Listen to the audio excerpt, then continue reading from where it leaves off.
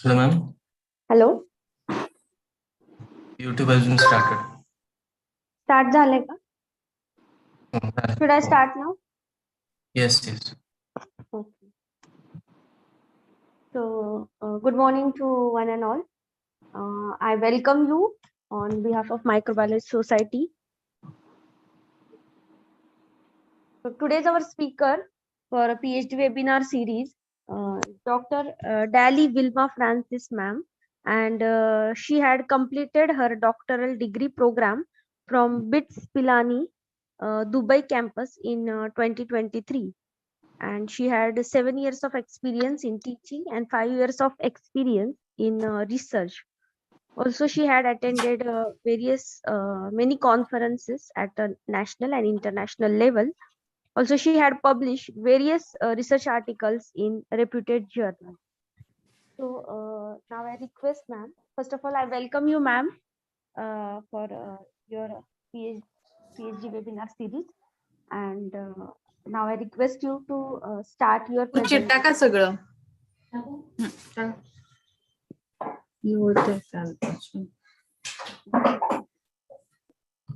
Hello, ma'am. Yeah. Now you may Is it start audible? your presentation. Okay. Okay. Thank you, Dr. Kushanjali. Good morning, everyone. First and foremost, I would like to thank Dr. Arvind Deshmukh, the Chief Patron and President of Microbiology Society of India, and Dr. Kushanjali Arvind for organizing such webinar series, and also inviting me to present my PhD research, which I consider this as to be a very great platform. So I would like to introduce myself. I'm Dr. Dali Wilma Francis from Department of Biotechnology, BITS Pilani, Dubai campus. I welcome you all to the PhD webinar series organized by Microbiology Society of India. My PhD research topic is bacterial synthesis of metal nanoparticles and their applications in agriculture, medicine, and polymers. This study was done under the guidance of Dr. Trupti Gokhale, Department of Biotechnology, BITS Pilani, Dubai campus.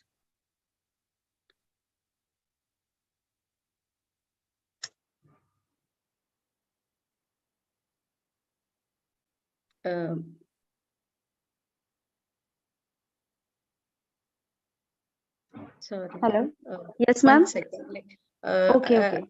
There's a. I think my screen is frozen. Yeah. I would like to grab your attention to these two images presented here. The first is a graph showing the predicted nanomaterial usage or the demand of nanomaterial, especially the metal nanoparticles in US market.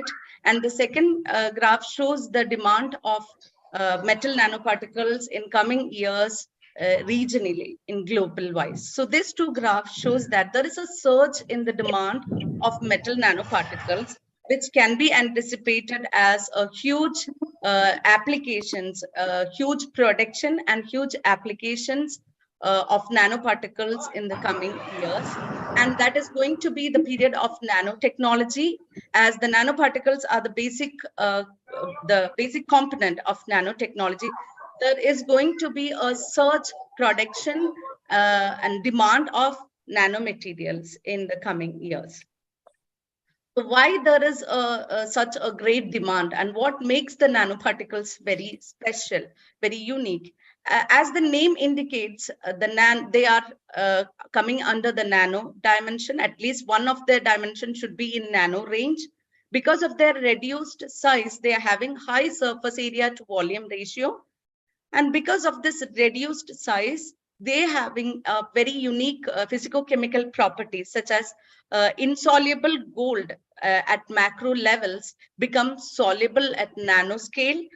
This aluminium, which is highly stable at the bulk state, becomes compressible at nanoscale, and opaque copper become transparent at the nano levels. So these are few examples. So the reduction of the size imparts certain unique physicochemical characteristics, and they are highly reactive. So these properties makes them an ideal candidate for various applications. And my area is on packaging industry, healthcare, and agriculture. And nanoparticles can be synthesized by physical, chemical, and biological methods. And physical methods needs great energy.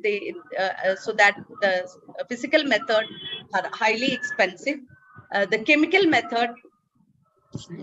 method uses toxic solvents, which restrict the trace amount of this toxic solvents restrict their applications in biological system. Hence, biological synthesized nanoparticles are widely preferred in biological system due to their eco-friendly, biocompatible, and economical. So from the literature review, on bacterial synthesis of nanoparticles, optimization and their mechanism, and also in the applications of metal, I have identified the research gaps. The research gaps under bacterial synthesis are the lack of single machinery for multiple nanoparticle production, the controllability in tuning the size and homogeneity of nanoparticle, and the lack of yes. Gappu चल जा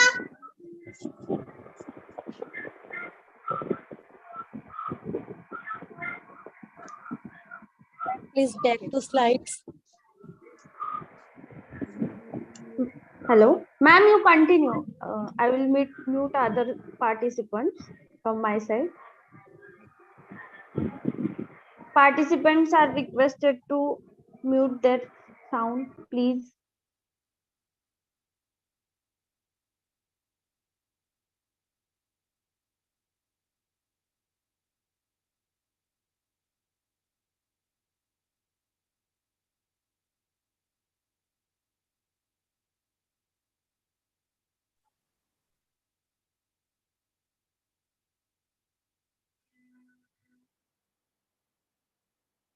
Yeah. Okay, ma'am. Thank you. So the lack of understanding the cellular mechanism of nanoparticle synthesis in a bacterial or microbial synthesis. And moving on to the application.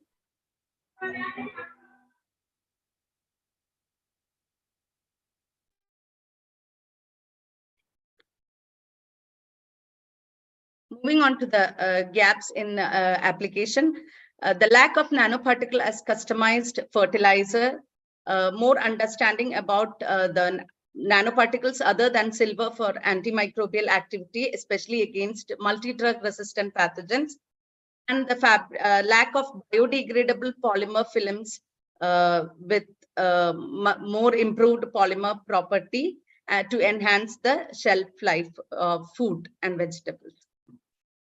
So with this, I have derived the objectives of my research. The main 4 objectives are bacterial synthesis of metal nanoparticles using a bacteria, Stenotrophomonas maltophilia, and the optimization parameters and characterization of this biosynthesized metal nanoparticle, the study of the biological action of selected nanoparticles as nanofertilizer for plant growth, study the antimicrobial properties of selected metal nanoparticles against human pathogenic bacteria, and the last one, the application of selected metal nanoparticles in improving the polymer properties. And there is also extended work in understanding the proteins and metabolic pathways involved in metal resistance leading to the formation of metal nanoparticles. Moving on to the objective 1, the objective 1 has 2 parts. First is screening for the bacteria synthesizing metal nanoparticles and the characterization of metal nanoparticles. And the second part is the optimization of particle size and the polydispersity index, which is the measure of uniformity of nanoparticles. So the problem statement here is the synthesis of metal nanoparticle using physical or chemical methods causes environmental pollution. The study was initiated by screening the copper-resistant bacteria from the soil of BITS Pilani, Dubai campus garden. So the soil, from the soil, two isolates, the isolate named as 1 and 2 were found to be resistant to copper. So this optimization of the growth parameters of this copper-resistant bacteria was done. And the 16S RDNA sequencing identified the isolate 1 as S. maltophilia and isolate 2 as Bacillus subtilis. The Stenotrophomonas maltophilia was found to be gram-negative and Bacillus subtilis gram-positive. These cultures were further studied for their multi-metal resistance. So 13 metal salts, including copper sulfate, was studied. And from this, the mercury chloride, cobalt chloride, cadmium sulfate, and silver nitrate were found to be sensitive. So these 4 elements, metal salts, were eliminated from the further studies.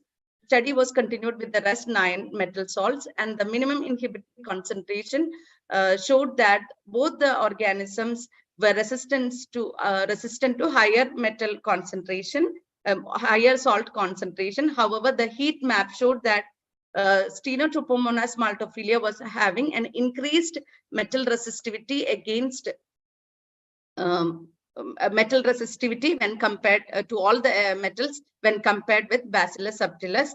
Intracellular metal accumulation by ICP-OAS analysis was performed, which shows that an increased copper accumulation was observed in Stenotrophomonas maltophilia sample. The spectrophotometric analysis of the supernatant of S. maltophilia and Bacillus subtilis treated with 2 millimolar copper sulfate in LB showed that a hypsochromic shift. However, the hypsochromic shift or the shift in the lambda max was significant for S. maltophilia supernatant, and the particle size analysis shows that the particles were in nano range for S. maltophilia, and the higher particles were observed in Bacillus subtilis culture. The supernatant were dialyzed and lyophilized to get the powder. The powder was subjected to EDS spectra, which shows that the presence of copper nanoparticles in S. maltophilia lyophilized powder, whereas no nanoparticles were observed by Bacillus subtilis. So the further study was continued with S. maltophilia. It was confirmed by X-ray diffraction pattern, X-ray diffraction analysis. The S. maltophilia culture was subjected to various metal salts to understand if they were capable of synthesizing other metal nanoparticles, and those samples were subjected to XRD, which showed that it was capable of synthesizing tungsten oxide and zinc oxide nanoparticle. The X-ray diffraction pattern, from the X-ray diffraction pattern, the average grain size was calculated, which shows that the the grain size were in nano range. The FTIR spectra, FTIR analysis shows that the presence of metal nanoparticle as well as the organic compounds such as protein, which confirm the presence of biosynthesized metal nanoparticle. The actual yield of nanoparticle was estimated using ICP-OAS analysis, which showed that the conversion ratio was above 60%, which was higher in biological system, and the maximum conversion ratio was observed with the formation of copper oxide nanoparticle. Zeta potential analysis also showed that the increased zeta potential value, which showed that the nanoparticles were highly stable. SEM analysis showed the morphological image of the nanoparticles, which were spherical, almost spherical in shape, and the crystalline nature of the nanoparticles was confirmed by the transmission electron microscopic images. From this part of the study, it summarized that the metal-resistant S. maltophilia was capable of synthesizing copper oxide, zinc oxide, and tungsten oxide nanoparticle, which was confirmed by various characterization techniques, and the size were below 100 nanometer. And this is the first report of biogenic synthesis of tungsten oxide nanoparticle Moving on to the second part of the first objective, problem statement is laborious and time-consuming method for process optimization. So for this study, a Taguchi design of experiment method was used.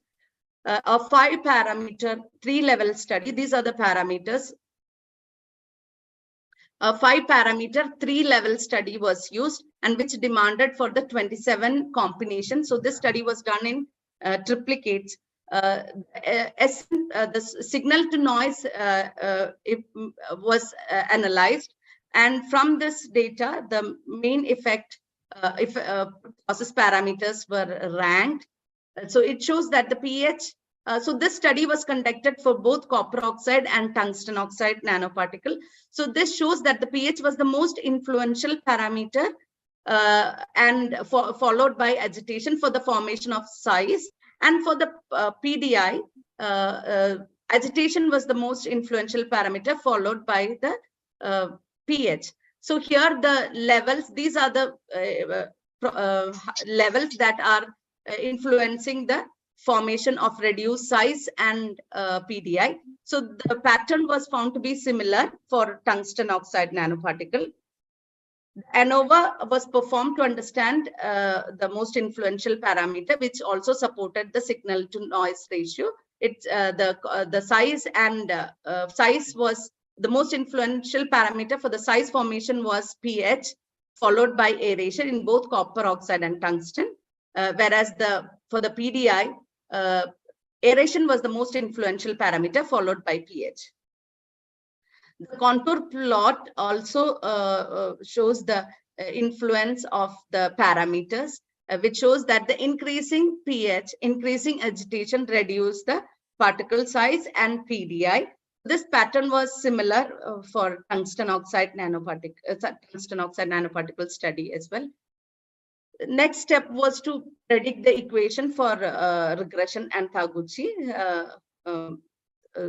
Equation, it was derived, and predicted value was compared with the actual value. So the random runs from the 27 was selected, and this was from the signal to noise ratio parameter, the ideal combination and the levels were selected, and the predicted values were compared with the actual values. So this combination was tried with zinc oxide nanoparticles, and the SEM analysis confirmed the predicted models. The actual value was, the error percentage was significantly low when compared with the predicted value. Hence, it is a reliable. This models were reliable. So with this, I summarize that the pH of the media and rate of agitation were most influential parameters, contributing the particle size and PDI. And this combination P3, T3, the pH 3, that is pH 8, temperature 40, agitation 200, day incubation time 3, and concentration 1 as the best combination for the incubation parameter, achieving a reduced particle size and uniform particles. The prediction and by the Taguchi and regression model were significantly matched with the actual, with the predicted. So hence it is a reliable, and this equations were validated by the SEM analysis. So this study, this mathematical model, this study was published in Helion Cell Press Journal. Moving on to the second objective, study the biological action of selected nanoparticle as nanofertilizer. Here, the study was initiated by understanding the seed priming effect of amaranthus seeds. So for this, the seeds were soaked in varying concentration of copper oxide and zinc oxide nanoparticles with a water control and 1 millimolar zinc sulfate as positive control. The rate of seed germination was recorded, and it showed that the maximum seed germination was observed. In the nanoparticles of copper, zinc oxide.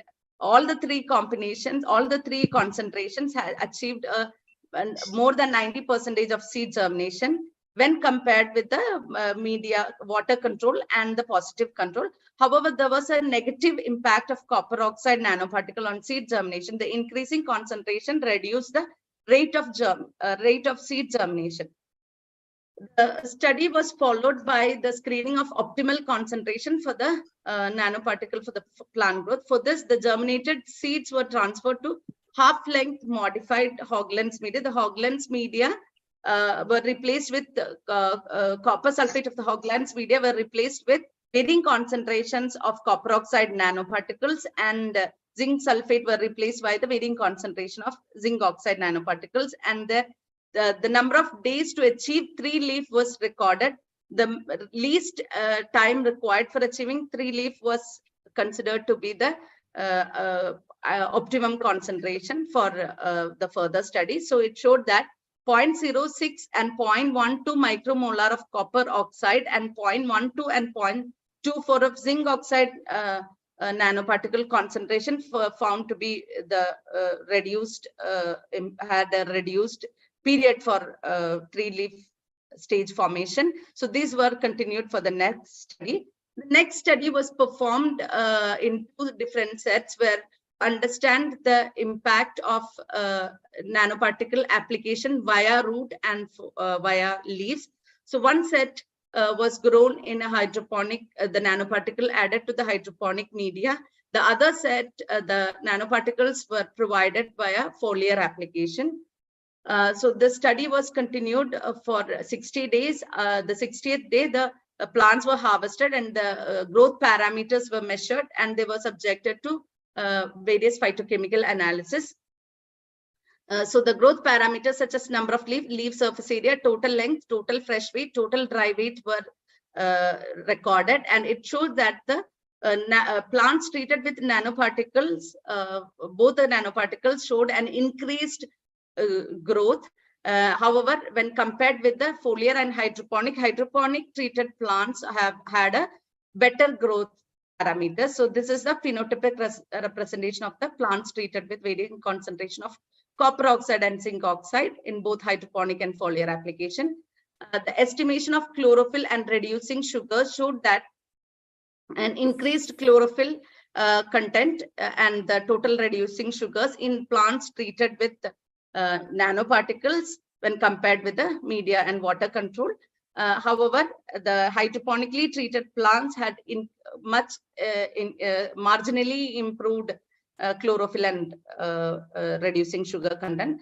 Similar pattern was observed with observed in the antioxidant, total phenolic and flavonoid assay. The estimation of copper and zinc ions in the root and shoot showed that an increased copper and zinc ion in the root of hydroponic plants when compared with water content. However, when compared with the media content, there was no significant difference, which shows that the least possibility of accumulation of nanoparticles in the roots as well as in the shoots. So with this, the experiment consumes almost 70% lower concentrations of copper oxide and zinc oxide nanoparticle than the copper sulfate and zinc sulfate salts in the nutrient media. The physiological parameters such as chlorophyll content reducing sugars has been estimated to be elevated in copper oxide and zinc oxide treated amaranthus plant. The addition of copper and zinc oxide nanoparticle may have stimulated the ROS production, which is also known as signaling molecules, and should have stimulated the plant growth. The amount of zinc and copper content analyzed in the shoot, which is the edible part, is within the consumable range. So the contribution is from the study is copper oxide and zinc oxide nanoparticles at lower concentration exhibited enhanced plant growth and metabolism. And this study was published in Plants Journal, and the review literature of this study got published in published as a book chapter. Moving on to the objective 3, the study of antimicrobial properties of selected metal nanoparticles against human pathogenic bacteria. The problem statement here is to identify the metal nanoparticle exhibiting antimicrobial activity against multi-drug resistant pathogens. The study was done in 5 clinical isolates. So the initial study was to understand the MIC, minimal inhibitory, as well as the minimal microbicidal concentration. The organism used for the study are S. aureus, MRSA, E. coli, and Candida albicans from oral and vaginal samples. For this study, the nanoparticles at serial dilution were incubated with the microbial cultures, and these cultures were incubated in two conditions, one set under dark and the other set under light. So for this, all the three, copper oxide, zinc oxide, and tungsten oxide nanoparticles were used. So this were incubated in dark for 24 hours. After that, the rasazurin dye was added. So the rasazurin dye is a blue color dye which gets reduced to resorufin, which is pink in color. So the reduction, the color change shows that the presence of metabolic activity or the presence of live cells, and no change in color signifies that there is no bacterial culture. So with this, with the naked eye, the MIC can be calculated. MIC and MBC can be calculated. So it was recorded. It shows that copper and zinc oxide nanoparticle were sensitive to all the cultures at both dark and light incubation. There was no change when the incubation conditions were changed. However, tungsten oxide nanoparticle were found to be sensitive to almost all culture except S or S. But in light incubation, under the light incubation, the tungsten oxide nanoparticle found to be sensitive to all the cultures at very or at lower concentration. So from the MIC, there was combination of nanoparticles made. The three combinations were used for the further study. Combination which is represented as combination 1, 2, and 3. So the study was continued with the MIC value of the nanoparticles and the combinations. The first study was to understand the MDA, quantify the MDA production. So the MDA is a byproduct of lipid peroxidation. So the oxidative stress leads to the lipid peroxidation and MDA's production. So MDA was quantified. So this study was done using TPRS OxySelect kit. So the MDA concentration was found to be high in the combination nanoparticle, especially incubated under light. And the similar pattern of the tungsten oxide nanoparticle having lower concentration under dark and increased concentration, which shows that the increased MDA production, lipid peroxidation, was observed under when it is incubated under light. So the pattern was almost similar for all the 5 organisms selected. Study was followed by the cell viability assay using flow cytometry. For this, the dead light backlight viability kit was using. It had a fluorescent dye, the propydium iodide and cyto-R. The cyto-R stains live cells and propydium iodide dead cells. Flow cytometric analysis shows that the maximum cell death was observed in combinations, especially incubated in light conditions. So more than 90% of cell death was observed in combinations with incubation of light. So the maximum among the combination, C2 was having the maximum cell death. So it could be due to the increased amount of tungsten oxide nanoparticle in the combination. It was followed by the fluorescence imaging assay to understand the membrane integrity. So this images also corroborates with the flow cytometric studies, the green as live and the red as dead cells. This is for the Candida species. From this, it summarized that the light-induced tungsten oxide nanoparticle were much more effective at lower concentrations than copper oxide and zinc oxide nanoparticles against gram-negative E. coli, gram-positive S. aureus and MRSA, and eukaryotic C. albicans.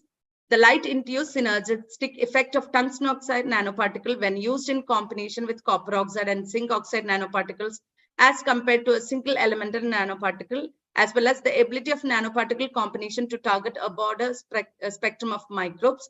In the case of tungsten oxide nanoparticle, the reduction of microbial pathogens can be attributed to photoactivation, in which the reactive species disrupts the cell membrane, enabling the internal compounds to leak out, and ultimately the death of microbes. So this is a first report on the photocatalytic antimicrobial activity of biogenic tungsten oxide nanoparticle.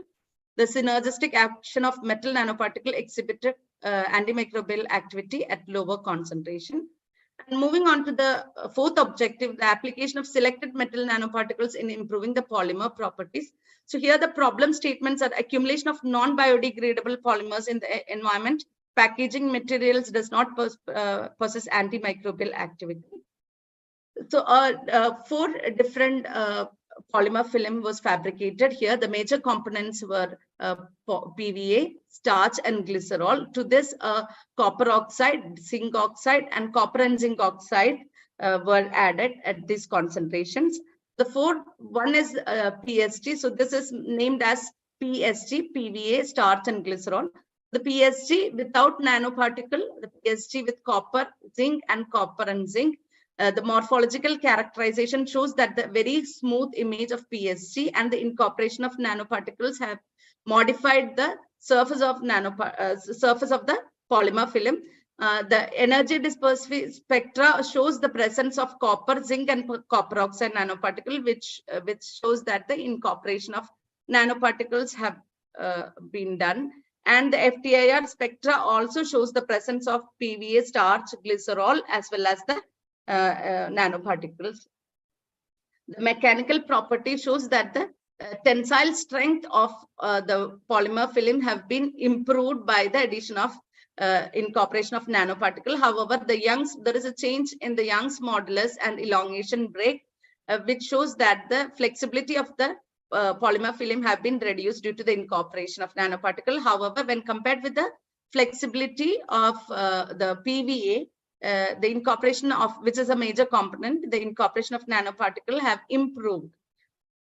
Hydrodynamic property shows that the reduction is in the net moisture content as well as the water absorption and water solubility. And there is an increase in the water contact angle. So this shows that the water resistant property. So the incorporation of nanoparticle have improved the water resistant property, which is ideal, it is an ideal property packaging food material should be possessing. The thermogravimetric analysis also shows an similar pattern. That means the incorporation of nanoparticle have not changed the thermal degradation pattern. However, it has altered the cross-linking between the PVA, starch, and glycerol and has made it much compact and hence thermally stable. The UV visible transparency of the polymer film shows that there is a reduction in the UV transparency as well as the light transparency. The UV transparency shows that it can act as a UV barrier, which is again a essential property that has been needed for the packaging material. The degradation study was performed in sterile as well as non-sterile soil. So the maximum degradation was observed in the non-sterile soil, which shows that the involvement of microbes in degrading the polymer. There is a rate difference in the rate of degradation when compared with the nanoparticle incorporated polymer film with the control. It could be because of the antimicrobial activity of this nanoparticle. However, more than 40% of degradation was observed with a period of 56 days. This is the polymer, image showing the visible change on the degradation of polymer film. The release profile of copper and zinc from the film, it shows in this the polymer films were immersed in water for 48 days and the water at regular intervals were collected and subjected to ICP OES analysis. So this shows that there is a steady release of metal ions from the film, which shows that steady release could be beneficial in having an antimicrobial activity, and the burst release could enhance oxidative stress and the spoilage of food material. The the polymer films immersed in water for 30 days, and the water was dialyzed and lyophilized to see and was subjected to EDX analysis to see the presence of any nanoparticle leaching out. So it shows that no nanoparticles were leached out from the polymer film even after 30 days. The antifungal effect of polymer, so it was done against Aspergillus niger and Aspergillus calidotus, which are food spoilage fungi, shows that these polymer films were having antimicrobial against both the fungus. And the food wrapping analysis was performed on the strawberries. So this was done before the wrapping and after the wrapping. And these strawberries were further estimated for total reducing sugar, total protein, and mineral, copper and zinc mineral analysis. So from the day 1 to the day 7, there is a significant reduction in the reducing sugars and protein. This could be due to the metabolic activities and respiration during the period. However, there is a significant difference among the protein content from the wrapped PS, the controlled wrapped and unwrapped. So this shows that the increased nutritional value. The similar was seen in the mineral content as well. From this, I summarized that the biodegradable polymer synthesized by blending PVA, starch, glycerol, and copper and zinc oxide nanoparticle exhibited extremely good water UV barrier property, antimicrobial property, and enhanced the shelf life of strawberries. And the leaching of nanoparticle in the medium may raise concern on the use. And the polymer blend with the nanoparticles did not leach out copper oxide and zinc oxide nanoparticle in the medium, thereby overcoming the safety and safety concern and signifying its potential use in food packaging. So this study got published in Polymers. The last one is an extended objective, that is the ITRAC quantification of proteomics to elucidate the key proteins and pathways involved in copper resistant and nanoparticle production in S. maltophilia. The identification of proteins and metabolic pathways involved in the synthesis of metal nanoparticles in S. maltophilia is the problem statement. So for this, the control sample was the S. maltophilia grown in LB medium, and the test was the S. maltophilia grown in LB medium with 5 millimolar concentration copper sulfate. So it was subjected to this. This were the work plan and bioinformatic analysis to understand the differentially expressed protein. So from the total spectra, the unique peptide and proteins were identified. And from this, the volcano plot, which shows that the differentially expressed protein. So out of 13 differentially expressed protein, 1.2 was fold was considered to be the threshold. So above the 1.2 threshold were considered to be significantly differentially expressed protein. These were the 23 proteins that showed significantly differentially expressed, and out of this, 2 were downregulated. So 21 proteins were upregulated, and from this, a proposed pathway model was proposed for the metal resistance and nanoparticle synthesis. So these red are the proteins that are showing significantly expressed protein. So these 3 enzymes are responsible for the formation of cysteine and methionine. These are responsible for lipogenesis. These are involved in energy production. These are responsible for the locomotion of the bacteria associated with the flagella. The stress response proteins, the multi-copper oxidase, sensory histidine kinase, responsible for the copper ion resistance or conversion into the less toxic forms, and these are the enzymes responsible for nanoparticle formation. So from this, the underlying copper stress tolerance mechanism can be attributed by the increased energy production for the enhanced resistance of mechanism, concomitantly energy conservation for the survival, coping with the metal stress by reducing copper ions in efflux, that is toxic copper to less toxic state. The synthesis of sulfur-containing amino acids are to enhance the copper binding ability, enhance fatty acid production, which is incorporated to the cell wall for improved metal resistance, exhibiting a strict ion transport regulation to withstand the osmotic stress induced by copper ions, the enhanced production of antioxidant enzyme to scavenge ROS species generated due to the copper stress, enhanced cell motility to avoid the metal toxic environment, the upregulation of FAD, NAD, and NADH dependent hydrogenase enzyme and RND flex protein is to anticipate to be involved in the synthesis of metal nanoparticle. The copper ion is reduced to copper oxide nanoparticles and flexed out via RND flex system. So this identified the proteins and metabolic pathway involved in metal resistance and nanoparticle synthesis in S. maltophilia. So with this, I conclude that the metal resistant S. maltophilia was successful in synthesizing copper oxide, zinc oxide, and tungsten oxide nanoparticles, which were confirmed by various characterization techniques. A mathematical model was developed for the process parameter for achieving desired size and uniformity of nanoparticles.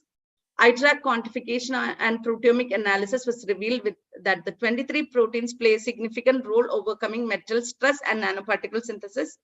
Copper oxide and zinc oxide nanoparticles could be better alternative replacement for the nanofertilizer.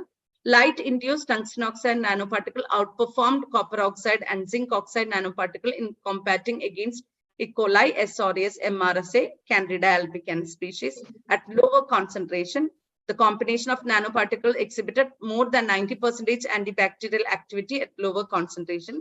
PVA, starch, and glycerol, along with the copper and oxide and zinc oxide nanoparticle, a biodegradable antibacterial food wrapping polymer film, which enhances the shelf life of food, was successfully fabricated. These are the conferences and publications from this research. So now, thank you all for attending my presentation. Okay, thank you, ma'am, for your presentation. Thank you for giving us insight of your topic. Now we'll move towards question answer session. And there are some questions in chat box. Hello, Krishnanjali. Yes, sir. Hello. Hello. Hello. Hello. Yes, sir. Yes. Before going to question and answer, Okay, let me tell. Let me appreciate the efforts of you. Every Sunday you are arranging very excellent lecture, and yes, sir. from Dubai, Madam is speaking, Yes. and really she has delivered a good lecture on nanoparticle. And Trapti Gokhale, ma'am, is in BITS Pilani, isn't it? Yeah, yes, sir. Yes. So I know BITS Pilani. I had been to BITS Pilani, and I will request you to keep in touch with Microbiology Society. And Sure, I sir. thanks all participants attending today. Thank you. Thank you very much. Thank you, sir.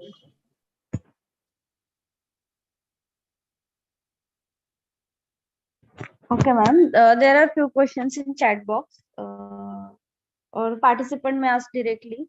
But I think we should go by one in chat box. First question is from Dr. Prakash Halami, sir.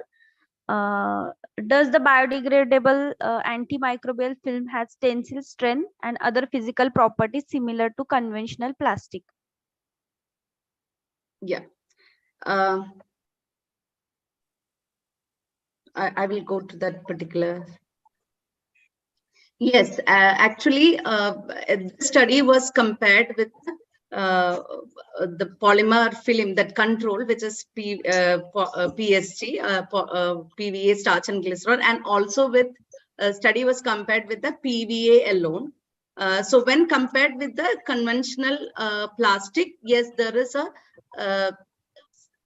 marginal difference among the physical mechanical strength. Yeah, but however, we were looking for the biodegradability. So PVA, which is a biodegradable. So major study we have compared with the PVA sample. So when compared with PVA sample, it has shown an improved mechanical properties. Hello, sir. Yeah, there is one more question related to nano fertilizer because I didn't see such the application where fertilizers are incorporated. Do you have such results? Hello, sir. Can you hear my question? Yeah, I can hear you. Sorry. Yeah, related to nano fertilizer. Huh. Which type of fertilizer you incorporated and how was the response to the plant growth? So here we have used a hydroponic system. So the hydroponic media we have used is Hoagland's media.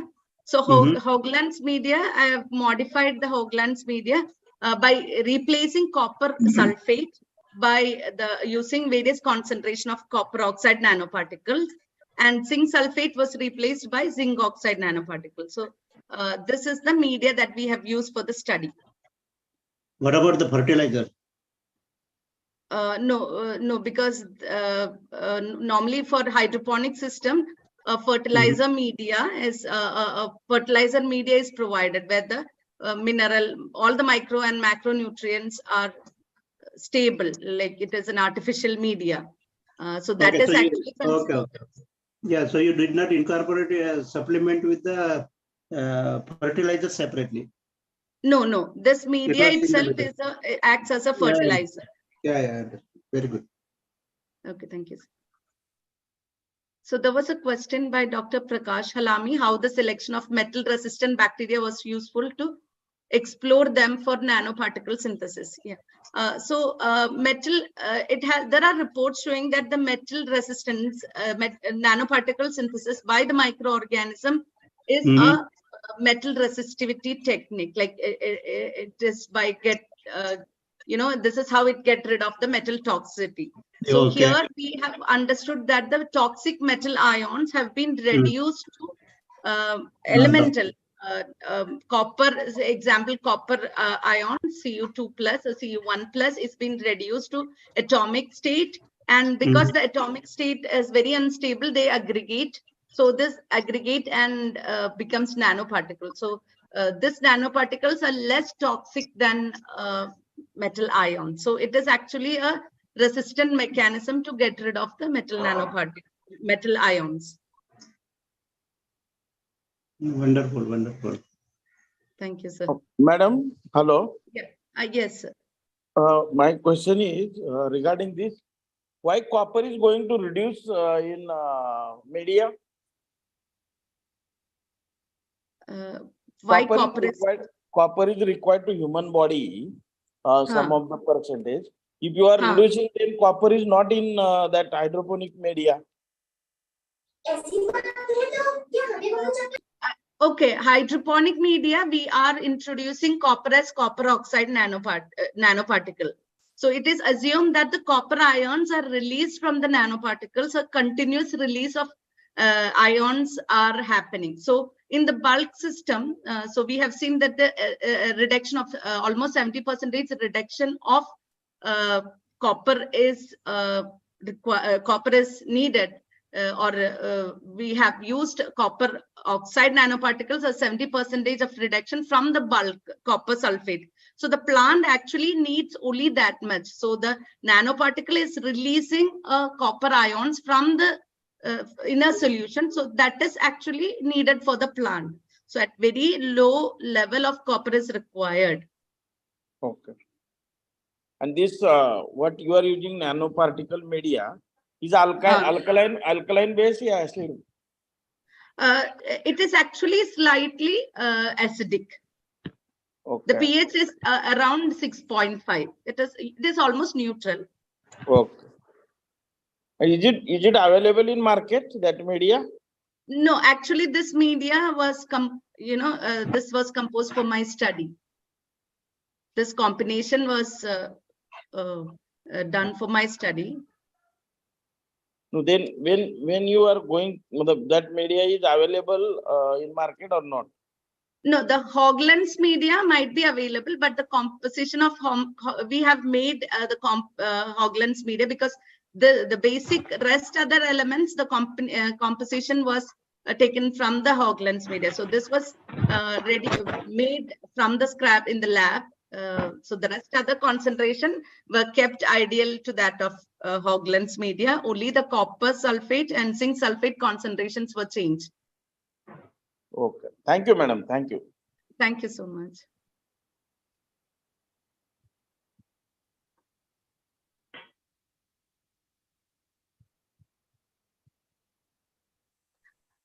If there is any question, you may ask directly to ma'am or put in chat box. Ma'am, there is one question from Varsha Mistry. Does biosurfactants play the role in nanoparticle synthesis, and to what extent?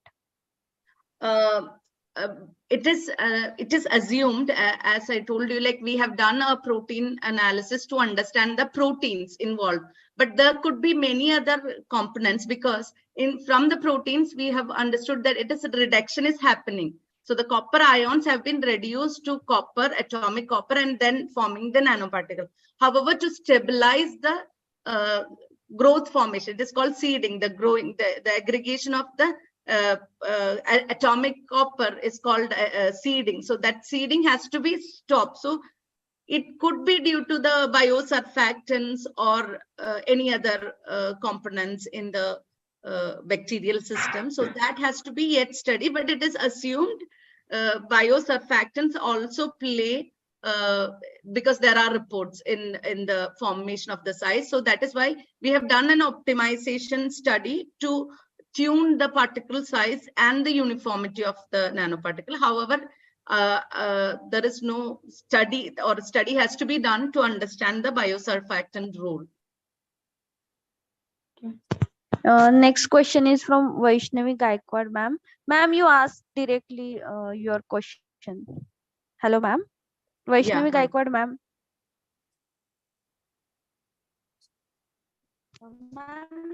Yes, ma'am. In chat box. Hello,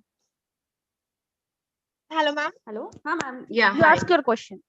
Ma'am, actually, which pH is favorable for copper oxide nanoparticle synthesis? Sorry. Actually, my project is copper oxide nanoparticle synthesis. So just I want to know which pH is favorable for it. Okay, so it depends on how are you doing? Is it microbial or a plant, or is it biological method? It's microbial, ma'am. Microbial. Okay, so for my study, it has shown that a higher pH, that optimization study showed that an increased pH enhances the formation of nerve. So I have used pH of 8. So then you should be understanding if the organism has to grow in the pH of 8. So because increased pH is always better for nanoparticle formation, especially with the bacterial system. Okay ma'am actually ना मी fungus पासून करतेय तर मग फंगसच्या growth साठी पण आपण तोच pH ठेवायचा की फक्त ते आपण पाण्यामध्ये जेव्हा इनॉक्युलेट करतो तेव्हा तो पीएच ठेवायचा. Sorry, there was a glitch and I couldn't hear you properly. I think she should know the Marathi first of all. Yes. Okay, sorry. Can you? I don't understand Marathi. Can you? Hello, ma'am. Yeah, can you come back with the question?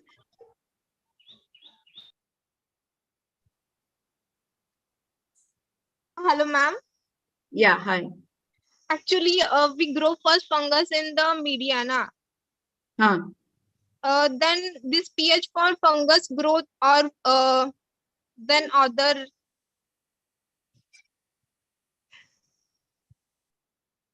Okay, so you are saying that the fungus cannot grow, or that particular fungus increasing the pH is not an optimum condition for the growth of the fungus? Yes, ma'am. Okay, so then why don't you try with a slight increase and decrease and see like what is the ideal pH for that growth of fungus. Okay, ma'am. But actually, for the formation of nanoparticle, if you're just looking for the formation of nanoparticle, I don't think that pH is a critical there. But for the formation of size and reduced PDI, yes, the pH plays a role. If the microorganism is capable of synthesizing nanoparticle, it should synthesize. Maybe if it is micro level also, just see if the organism is synthesizing, the nanoparticle. Let it be bigger also, but first see if it is capable of synthesizing nanoparticle. Okay, ma'am. Actually, ma'am, which protocol did you follow for copper oxide nanoparticles? Like, it is not a strict protocol because it has been derived, like various protocols have been done and optimized a protocol for which is specific for this particular organism. So maybe you can I can share that maybe in person to you. okay, ma'am.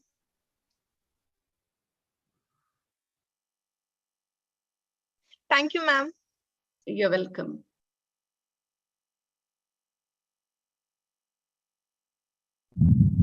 Hi, I'm Dr. Arunima Biswas from West Bengal. So that was an Hi, excellent presentation. Congratulations on the excellent work done. So I have a very minor question. Like the antimicrobial activity, it seems to be dependent on the light factor, right? Light. Yeah. Yeah. So if you plan to later develop into drug system, then how will that factor count in? I mean, during the drug designing, because you need the light for the reaction to take place. That's an interesting question. Yes. So this actually, the tungsten oxide nanoparticle incorporation and their photocatalytic effect, more than inside the body, it can be applied like coating the surgical instruments, the equipments with the tungsten oxide nanoparticle, the surgical blade, and then it requires a very less time and easy sterilization technique. You just have to expose the materials to the light. So there the application would be much better than inside the body. Right. Okay. That's an excellent point. Right. Okay. Thank you. Thank you. Okay. Any questions from participants? Yeah, hello, ma'am. This is Dr. Abhishek Kumar. So Hi. I have one doubt. Before using this nanoparticle, are you separating the nanoparticles from the bacterial or fungal culture, or you are using culture with the nanoparticle? No, we have to separate the the bacterial. So we are using the supernatant. So we use the supernatant and the nanoparticle given out from the bacterial cell has been used, and then further it is dialyzed to remove all the unwanted proteins, unwanted impurities, and then it is lyophilized. So the bacterial cells are completely excluded, removed. So simple lyophilization and supernatant will give you the purified nanoparticles from the culture? No, actually supernatant has to be subjected to dialysis. So dialysis will be enough for the separating the nanoparticles from rest of the dialysis would remove all the media contents and unwanted proteins. All these things will be removed by dialysis. Okay. And what dialysis cutoff you are using? 10 molecular weight, 10 kD. Thank you. You're welcome. Yeah, nice talk, ma'am. Thanks. Thank you so much. somebody was asking, Dr. Arati was asking why Bacillus was included, because from the study, it was understood that Bacillus was not synthesizing nanoparticles. So the copper nanoparticle were not synthesized, so hence it was excluded.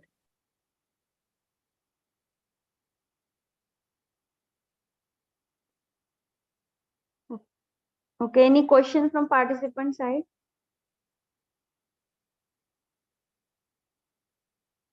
I think, ma'am, yes, there is one question from Akash Shukla. Any sterilization process required before use of NPS for antimicrobial profile? No, actually, this was done with UV sterilized nanoparticle and the lyophilized nanoparticle, because the lyophilized nanoparticle and they were maintained in a sterile condition. There was no much significant, because I was checking for the contamination of the organism that has been synthesized. So it shows that no presence of steno was found. So hence the nanoparticles were maintained in a sterile container, and UV sterilized nanoparticle and the normal one showed no much difference. So it was not given any sterile process.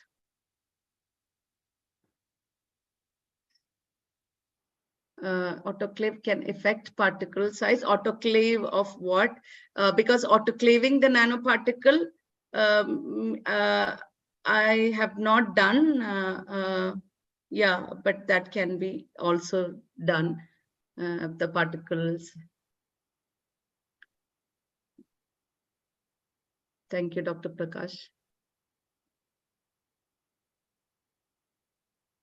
Okay, I think, ma'am, there is no question. Participants, any questions?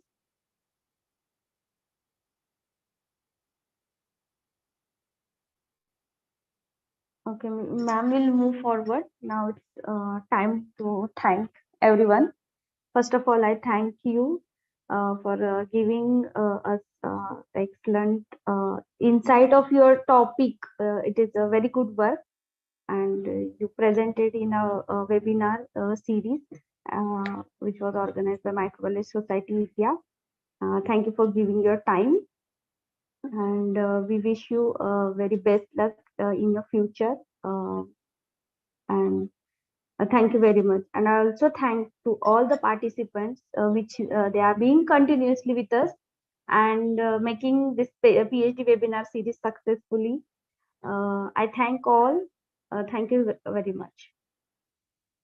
Thank you, Dr. Kushanjali, and thank you, Dr. Arvind Deshmukh, and also the participants. Also, special thanks to my supervisor who has introduced me to this platform. Thank you. It was a nice interaction. Thank you so much. Thank you. Okay. I will leave. Okay, ma'am. Yes.